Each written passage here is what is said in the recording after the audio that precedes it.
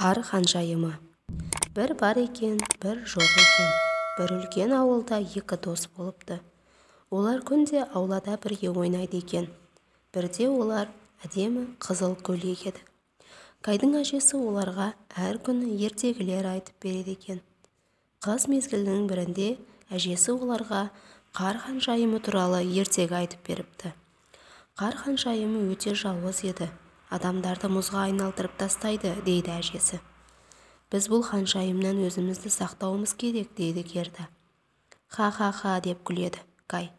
Ол бұл жерге келсе, мен оны отта ертіп, су ханшайымына айналдырамын, деп күледі. Мен біреудің күлгенін естідім, дейді Герда. Кай кім екен деп терезені ашып қарайды. Қар жауып тұр еді. Кайдың көзіне бірдеңе кіріп кетеді. Ай көздерім деп көзін ұстап қалады. Сосын бірден жүрегі де ауырта бастайды. Герда жанына келіп, Кай, саған не болды? Қай жерің ауырып тұр деп сұрайды. Сенің жұмысың болмасын, қаш жолымнан деп Герданы итеріп жібереді. Оның бұл қылығын Герда түсінбей қалды. Өйткені Кай өте дөрекі, қопал сөйлеген еді. Алдындары Кай бұндай емес еді. Сол күннен бастап ол өте өзгеріп кетті. Бір күні Кай шанасын алып сыртқа шықты. Герда келіп, Кай, кел бірге ойнайық, дейді. Жоқ, мен үлкен балалармен ойнаймын, деп шанасына отырып сырғанап кетеді. Герда артынан жүгіріп еді, бірақ жете алмай үйге қайтады. Кай қатты сырғанап кетіп жатқанда алдынан аппақ атты шана пайда болып, Кайды өзімен алып кетеді. Кайға сырғанап ұшып бара жатқаны ұнады. Бір кез ол мұз сарайын көрді. Бұл қар қаласы еді. Шана тоқтап ішінен біреу түсті. Ол қар ханшайымы еді. Мұз сарайына қош келіпсің, Кай, дейді қар ханшайымы. Кайдың бірдеңе айтпақ болғанда, қар ханшайымы оны сиқырлап қойды. Сиқыр әсер етіп, Кай қар ханшайыммен сарайға кіреді. Герда оның қайтуын күтеді, бірақ қайтпады. Герда әжесіне Кайды тауып келемін, дейді. Сен өте батыл қызсың, сенің қолыңнан келеді, дейді әжесі. Мына айнаны ал, ол саған керек кезде көмектеседі, дейді. Айнаны алып Герда жолға шығады. Ол көп жол жүреді. Жолында ұшыраған құстардан, жануарлардан, ағаштардан Кайды сұрайды. Бірақ ешкім оны көрмепті. Герда сонда да тоқтамаз, жолын жалғастырар еді. Көп жүріп өзенге келеді. Ол жерде ешкім жоқ еді. Ол отырып өзеннен Кайды сұрайды. Өзеннен жауап шықпайды. Герда ренжіп отырғанда желкесіне ақ көгершін қонып, мен саған көмектесемін, дейді. Бірақ маған бірдеңе беруің керек, деп өзеннің арғы жағына ұшып кетеді. Герда мойнындағы әшекейді алып өзенге лақтырады. Сол кез өзеннен қайық келіп тоқтайды. Герда қайыққа отырып өзеннің арғы жағына өтеді. Қайықтан түсіп қараса, бір бауға келіпті. Баудың іші гүлдермен толы еді. Герда өмірінде мұнша көп гүл көрмеген еді. Олар өте әдемі, бірақ олар иіс шығармайтын еді. Бір әйел Гердаға қарай келе жатыр. Қош келдің, кішкентай қыз, сен кімсің? Бұл жерде қалай келіп қалдың, дейді. Мен Гердамын, Кай есімді досымды іздеп жүрмін. Оны көрмедіңіз бе, деп сұрайды. Кай, жоқ, көрмедім. О, мейлі, менің кетуім керек, кедергі келтіргенім үшін кешірім сұраймын, деп кетіп жатқанда, тоқта, дейді әйел. Кай, дедің бе? Мен бұл жерден өткен бір баланы естедім. Менімен жүр, саған барлығын айтып беремін, дейді. Әйел оған шай береді. Герда болса Кайдың қалай жоғалғанын қар ханшайымы жайлы айтып береді. Қар ханшайымы дедің бе? Ол сиқыршы ғой.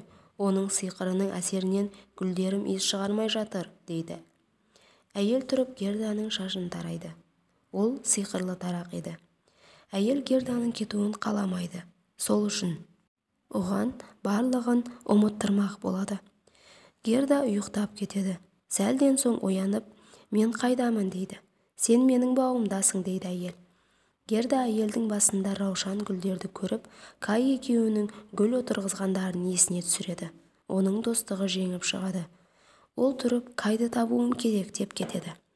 Әйел Герданың артынан айқайлап қалады. Герда қайыққа отырып жүзіп кетеді. Бірақ қайда бара жатқанын білмейді. «О, өзен, маған көмек жол көрсет» дейді. Сол кез оның жанына қарға ұшып келіп, оған жол көрсетіпті.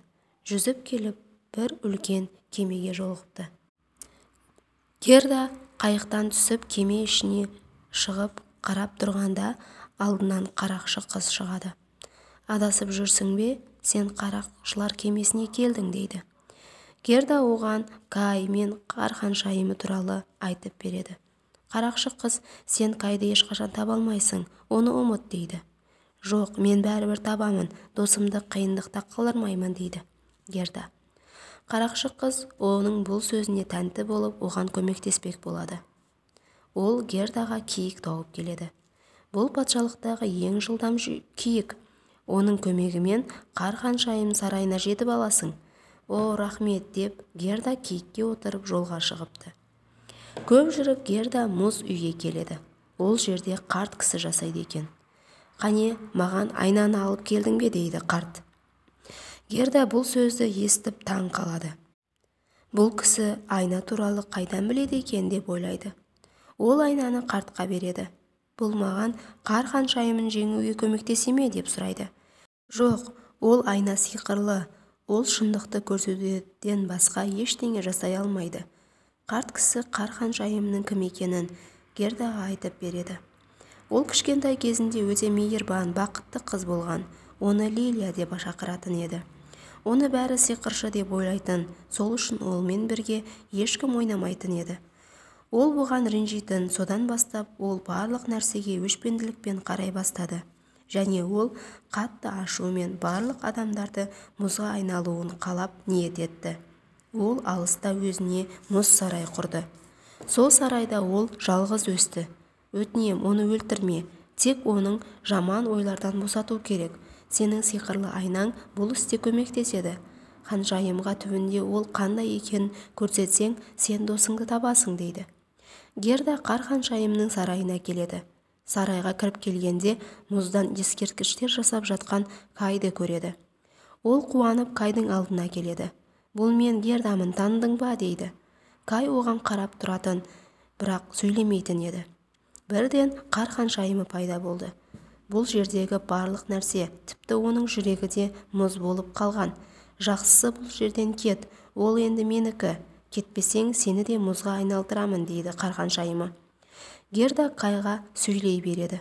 «Кай, өтінем, оян, мен сені сағындым, сені құтқару үшін келдім» деп жылайды.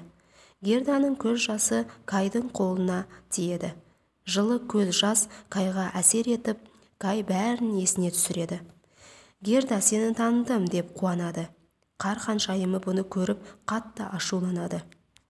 Ол Герданы сиқырламақ болып таяғын көтереді. Сол кез Герда айнаны алып таяқшаға қаратады. Қар ханшайымы айнаға қарайды. Ол айнадан кішкентай қызды көреді. Сиқырдан құтылып, өз қалпына кішкентай қызға қайта айналады. «Рахмет сендерге, маған шынында кім екенімді білдіргендерің үшін» деп қуанады.